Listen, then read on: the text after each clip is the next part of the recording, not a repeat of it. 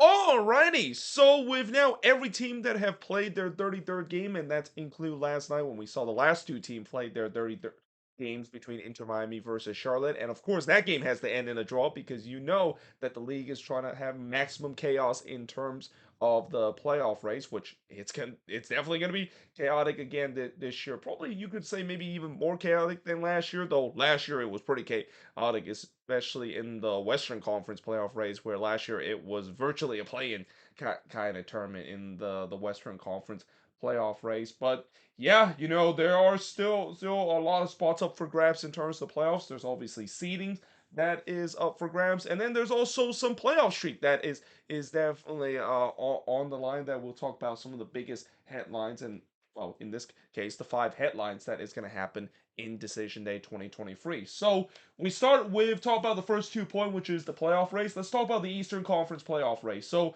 currently there's 5 teams in it. I know technically when you look at the standings, there's 6 teams that is bunch up between 8 to 13. But as I've said before in the Moving Forward series about DC United and this very weird situation where they're currently above the red line right now, and somehow they're eliminated because whatever happened the resort on decision day, and because they're the only team not play on decision day, whatever happened with the resort, they're not going to make it to the playoffs. And somewhere in the world right now, somebody is probably making that stop the count kind of meme about DC United because yeah, they wish the season ended today so that they can make it to the playoffs, but unfortunately the season doesn't end today. It ends on Saturday. So yeah, again, 5 teams are in terms of fighting for those 2 wild card spot. Now, what's also kind of interesting is that all those teams are only separated by 3 points. In fact, in ninth place right now, there is actually a four-way tie for 40 points. Well, technically a freeway tie if you don't count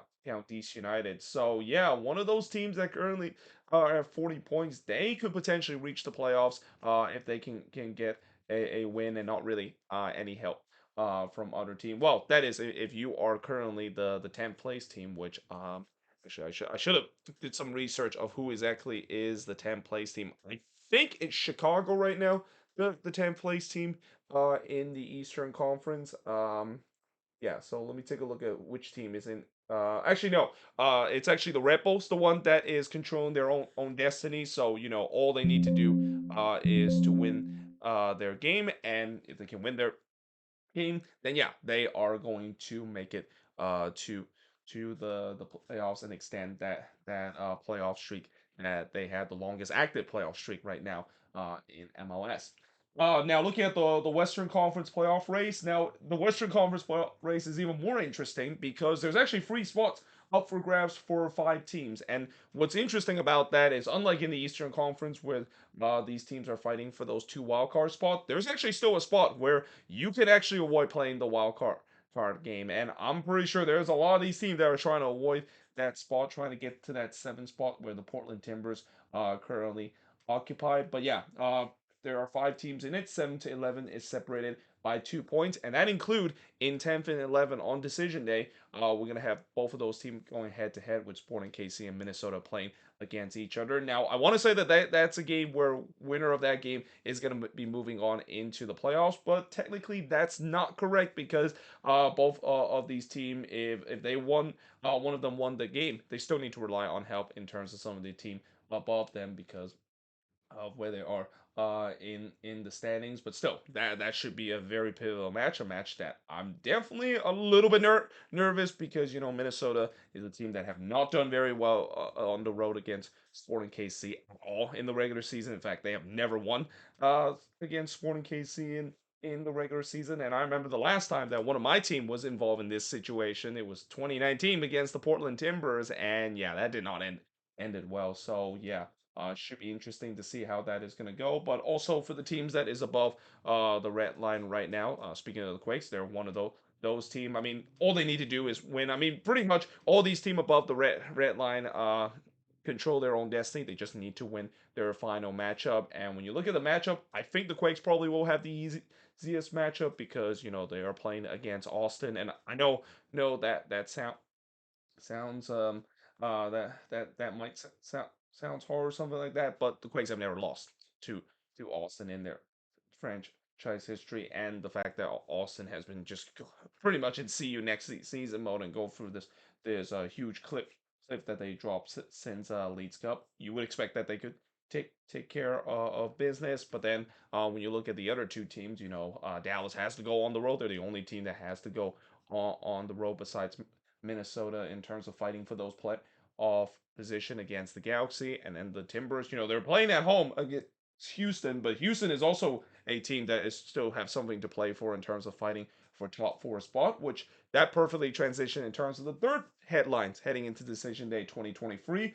And then, of course, is playoff seeding. Now, I will say that the playoff seeding, it's not as crazy as what we saw last year, and especially with the way how the format is, getting top four spot in the playoff seeding, I mean, it doesn't really mean as much as it was last year because you're still going to guarantee one game in terms of the best of three series. But nevertheless, I'm pretty sure these teams still want to get that home field advantage in terms of the best of free series, especially if this does go to a pivotal game three in terms of the first round of the matchup. They want to have that at home. So yeah, we're definitely gonna see the fight for the top four position in the Eastern Conference.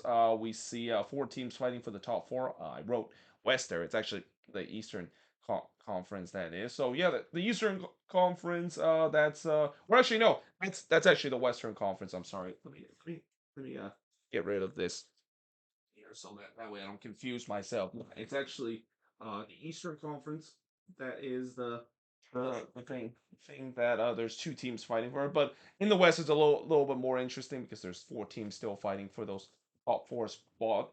Pretty much third all the way down to sixth place are fighting for those spot. While in the Eastern Conference, I think it's just New England and Columbus that are fighting for those top four spot. I expect Columbus probably locked up that spot because New England has just been in such a free fall in the last month or two. And then at number four is another year where we could see a team that have their long playoff streak come to an end. So last year we saw the Seattle Sounders. They had their longest playoff active streak come to an end in MLS. And them finally missing the playoffs for the first time in their franchise history.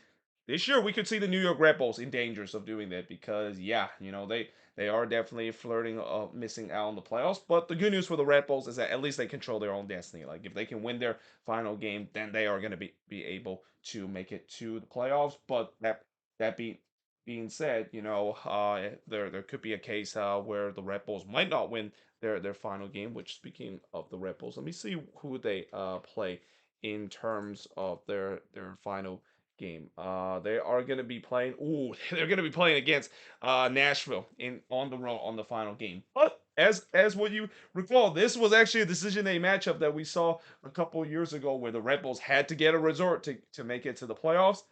And they did exactly that. Got a 1-1 draw to make it into the playoffs. So maybe deja vu over again. Maybe the Red Bulls are hoping that that is going to be the same case. Because if it's not going to be the same case, we could see a situation where this could be the second year in a row. We see the team that has the longest active playoff streak, and it comes to an end because they failed to make it to the playoffs.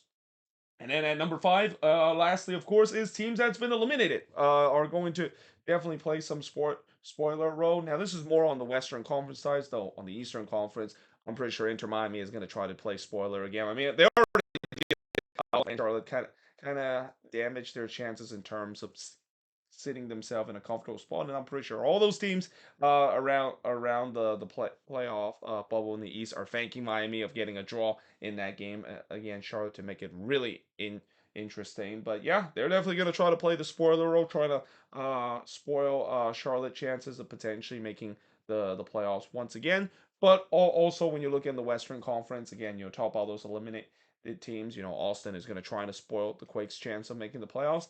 And then the Galaxy is looking to try to spoil the chance of Dallas making the playoffs, especially the Galaxy gets to play at home. It's kind of interesting now that the Galaxy for a while they have been a team that has been on the wrong end of bad decision day kind of resort. Well, now it feels like the table has turned for them, and although it's not kind of ideal if you're a Galaxy fans to have to play that spoiler role, you would in other words want to be on the other end of this spectrum. They're going to try to do so, trying to knock Dallas out of the playoffs. So yeah, that should be interesting to see how with these teams that are fighting for playoffs, they cannot take these teams that are already eliminated with thinking that it's going to be an easy 3 points, because these teams, even though their season is going to come to an end, the old saying, if we can't make it to the playoffs, then we're going to bring teams that along us in terms of not making the playoffs this season. And I think that's kind of the mindset that these team is going to have.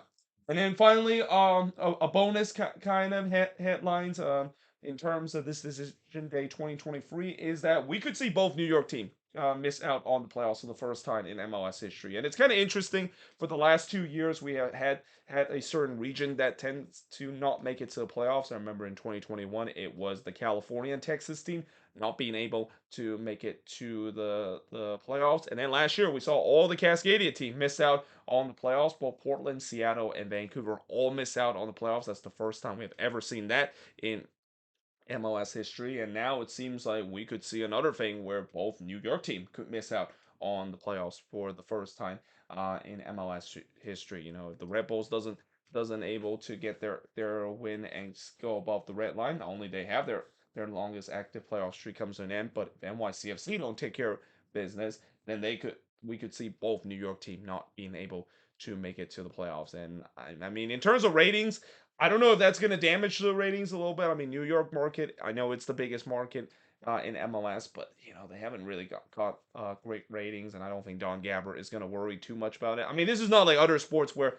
they might be worried a little bit about New York teams not being able to make it, and that can hurt the ratings. But still, it will still be very strange to see no New York team able to make it to the playoffs for the first time in MLS history, and we'll see whether or not if that is going to be the case. But there you have it. That is pretty much it in terms of the 5 headlines heading into Decision Day 2023, including a bonus fact that I just throw out there. But anyway, hope you guys enjoyed this video. If you do, make sure to leave a like, smash the subscribe button. Let me know in the comments below what do you think of these headlines. If there's any other headlines that I missed in terms of heading into Decision Day 2023, let me know in the comments below as always. But until then, hope you guys enjoyed this video. And yeah, I, of course, will see you guys next time.